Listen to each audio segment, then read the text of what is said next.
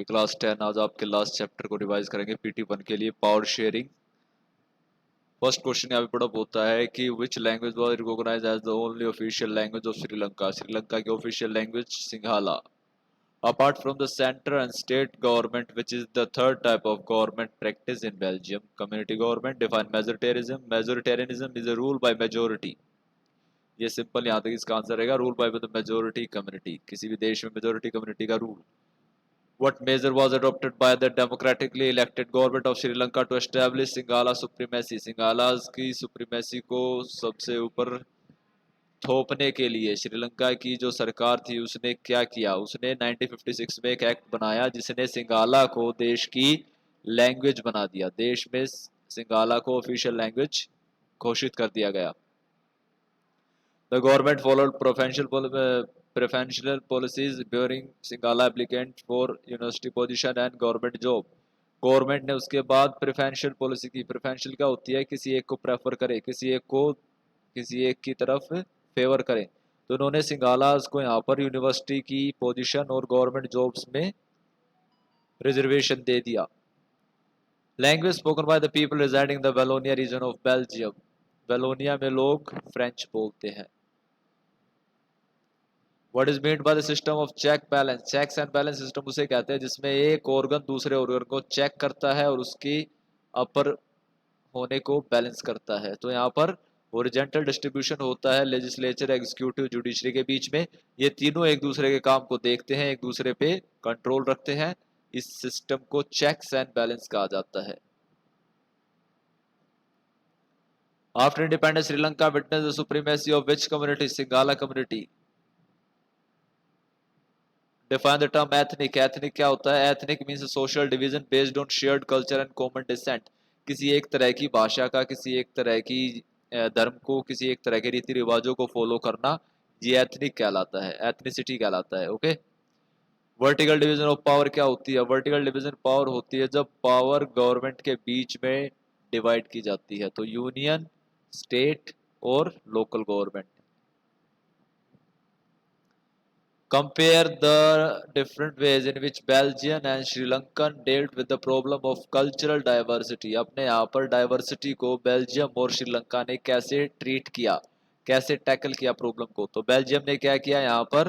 Belgium ने अपने यहाँ की जो विभिन्नता थी, जो देश में अनेकता थी, डाइवर्सिटी थी, उसको एक साथ रखने के लिए बहुत सारे सुधार किए। ठीक है। 1970 से 1993 तक कॉन्स्टिट्यूशन को 4 बार सुधारा गया। यहाँ पर कम्युनिटी गवर्नमेंट बनाई गई। ओके। इसके बाद डच और फ्रेंच स्पीकर जो थे उनके लीडर्स को बराबर रखा सेंट्रल गवर्नमेंट में। स्टेट गवर्नमेंट को ज्यादा ताकत दी गई। ये काम किए गए। श्रीलंका ने इसका उलट किया। श्रीलंका ने अपने यहाँ पर जो काम किया उसकी वजह से सिविल वॉर हुई, काफी लोग मारे गए, दंगे भड़के, श्रीलंका की एकता को खतरा हुआ। तो श्रीलंका ने यहाँ पे क्या किया? सिंगालेज को प्रेफर किया, सिंगालाज लैंग्वेज को ऑफिशियल लैंग्वेज बना दिया। सिंगालाज एप्लीकेशन फेवर की गई। एप्लीकेशन जो यूनिवर्सिटी में पोस्ट थी वो सिंगालाज को दी गई, गवर्नमेंट जॉब सिंगालाज को दी गई। तो इस तरह से यहाँ पर सिंगालाज ने तमिल्स को दबा के रखा। How far do you agree with the statement that the power sharing is keeping with the spirit of democracy? Definitely अगर बात करें तो भाई पावर शेयर नहीं होगा तो आपकी डेमोक्रेसी भी सुरक्षित नहीं होगी। श्रीलंका में आपके सामने एक बेस्ट एग्जांपल है। अगर आपने पावर शेयर नहीं की दूसरे ग्रुप्स के साथ, दूसरे ऑर्गन्स के साथ, दूसरी गवर्नमेंट के साथ, तो आपके देश की एकता को खतरा होगा, आपके देश की डेमोक्रेसी को खतरा होगा। तो ये क्या करता है? पॉसिबिलिटी ऑफ कॉन्फ्लिक्ट को रिड्यूस कर देता है। ओके। इसके बाद ये जो है मेजोरिटी जो कम्युनिटी है उसकी मन मर्जी नहीं चलने देता। ओके। और डेमोक्रेसी यही कहती है सभी को एक समान माना जाए, ना कि मेजोरिटी या minority. Explain any 3 consequences of the majoritarian policies adopted by Sri Lankan government. Sri Lanka ने क्या क्या काम किए? 3। श्रीलंका ने यहाँ पर 1948 आजाद होने के बाद क्या किया?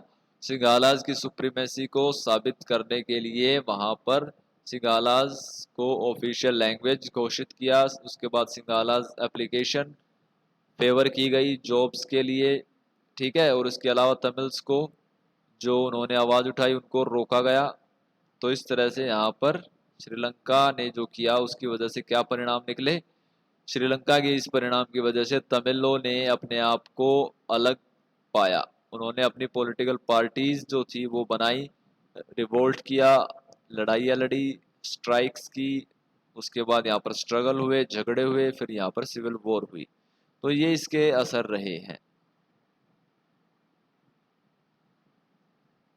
What is ethnic composition of Belgium complex? Belgium की एथनिक कॉम्प्लेक्स इसलिए है क्योंकि बेल्जियम में जो 59% है वो डच है, 40% फ्रेंच है, वेलोनिया में इसका उल्टा है।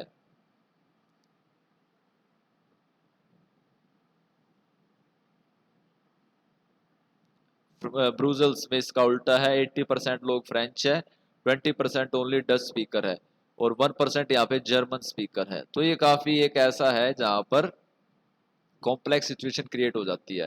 दूसरी सिचुएशन ये है कि जो यहाँ पे 40% हैं फ्रेंच, वो ज़्यादा रिच हैं, ज़्यादा पावरफुल है, जबकि मेजोरिटी के जो डच है वो इस बात को पसंद नहीं करते। तो कॉम्प्लेक्स सिचुएशन है, थोड़ी टाइट सिचुएशन है। How is Belgium power sharing path different from any other country? Four element of Belgian power sharing model. तो चार ऐसी बातें जिसने बेल्जियम को यहाँ पर अपनी एकता को सुरक्षित रखने में मदद की। वो चार बातें क्या थी यहाँ पर? वो था पावर शेयरिंग अरेंजमेंट जो बेल्जियम ने किया था। सबसे पहला काम इसने किया, अपने कॉन्स्टिट्यूशन में 4 बार इसने सुधार किया, कॉन्स्टिट्यूशन में 4 चीजें जोड़ी, 4 बार नई नई चीजें जोड़ी। इसने क्या कहा कि डच और फ्रेंच स्पीकिंग मिनिस्टर इक्वल रहेंगे सेंट्रल गवर्नमेंट में, ठीक है, कोई भी सिंगल कम्युनिटी अकेले डिसीजन नहीं लेगी। स्टेट गवर्नमेंट जो होगी सेंट्रल गवर्नमेंट के नीचे नहीं होगी, आज़ाद होगी, इंडिपेंडेंट होगी। ब्रुसेल्स कैपिटल जहां पर आपने देखा था कि फ्रेंच ज़्यादा है, वहां पे सेपरेट गवर्नमेंट होगी जहां पर दोनों कम्युनिटी का इक्वल रिप्रेजेंटेशन होगा। इसके अलावा चौथी बात ऐड की गई थी कि एक कम्युनिटी गवर्नमेंट भी बनाई जाएगी, एक सरकार यहाँ पे ऐड की जाएगी जिसे कम्युनिटी गवर्नमेंट का नाम दिया गया, जो तीनों के लिए होगी, डच, फ्रेंच और जर्मन, सबकी अलग अलग होगी और तीनों इक्वल पावरफुल होगी। What is majoritarianism? Is it wrong if a majority community in a country rule? Give reason to justify your answer. Majoritarianism होता है majority का rule। किसी नंबर ऑफ पीपल अगर ज़्यादा है किसी कम्युनिटी के तो उनको कहते हैं मेजोरिटेरियनिज्म। तो क्या ये गलत है कि मेजोरिटी कम्युनिटी रूल करे? बिल्कुल गलत है। मेजोरिटी रूल वही करें जिनकी विचार एक हो, ना कि धर्म या भाषा के आधार पे मेजोरिटी कम्युनिटी। ओके, तो हमारे यहाँ पर मेजोरिटी में कौन या किसी पार्टी को जब जीतना होता है तो मेजोरिटी वोट शेयर से मतलब क्या होता है कि हिंदू, मुस्लिम, सिख, ईसाई सभी उनको मिलकर वोट देते हैं पार्टीज को, तो वो मेजोरिटी ठीक है। किसी एक कम्युनिटी की मेजोरिटी का रूल करना ठीक नहीं है। Analyse high majoritarianism has increase in the feeling of alienation among the Sri Lankan Tamil. कैसे मेजोरिटेरियनिज्म की जो ये स्प्रिट थी इसने तमिल्स के अंदर ये भावना पैदा की कि वो अलग हैं, उनके अंदर एक भेदभाव क्रिएट किया। तो ये भेदभाव जो था मेजोरिटेरियनिज्म के गलत या नेगेटिव इम्पैक्ट की वजह से हुआ था। Okay, mention the major adopted by the government of Sri Lanka to establish Sinhala supremacy. तो यहाँ पर हमने ऑलरेडी इसको डिस्कस कर लिया है। तो तमिल्स के अंदर ये हीन भावना आ गई थी कि भाई मेजोरिटेरियनिज्म होने की वजह से यहाँ पे सिंगालाज उनके ऊपर अपनी मन मर्जी थोप रहे हैं। उन्होंने सिंगालाज लैंग्वेज को पूरे देश की लैंग्वेज बना दिया, सिंगालाज को ही जॉब दी, सिंगालाज को ही एजुकेशन देने के लिए काम किया, और बुद्धिज्म को पूरे देश का धर्म डिक्लेयर कर दिया, जबकि तमिल के अंदर मुसलमान भी थे, हिंदू भी थे, सिख भी, ईसाई भी थे। तो इस तरह से जब तमिल्स ने देखा कि सरकार सारा काम सिर्फ और सिर्फ सिंघालाज के लिए ही कर रही है, तो तमिलों ने सोचा कि ये उनके साथ भेदभाव है और वो एक तरह से सरकार से एलिनेट हो गए, अलग हो गए। Power sharing is the very spirit of democracy. बिल्कुल सही बात है। अगर आप पावर शेयर नहीं करेंगे, चाहे अपनी फैमिली में हो, चाहे आपके गांव में हो, चाहे आपके देश में हो, तो आपके यहाँ पर डेमोक्रेसी सस्टेनेबल नहीं रह पाएगी।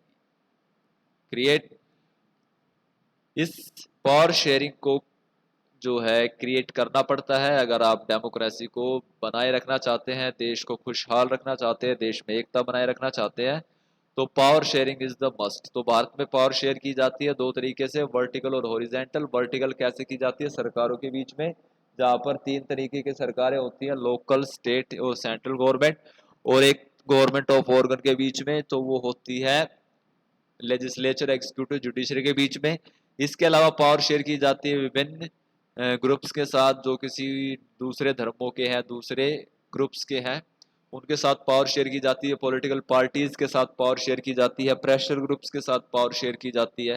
तो पावर शेयरिंग हमारे यहाँ पे बहुत ही बेस्ट फॉर्म में की जा रही है। दैट इज वाई हमारी डेमोक्रेसी इंडिया की अच्छी डेमोक्रेसी मानी जाती है। Okay,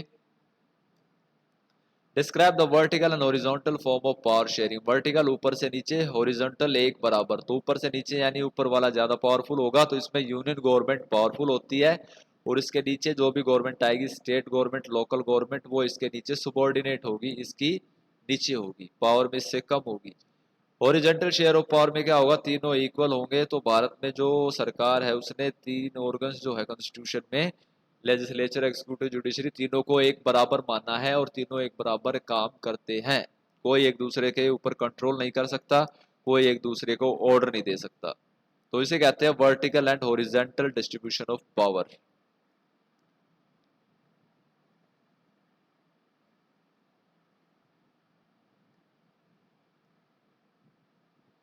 So this is the end of your revision lecture. Okay, these are the questions. You can go through them.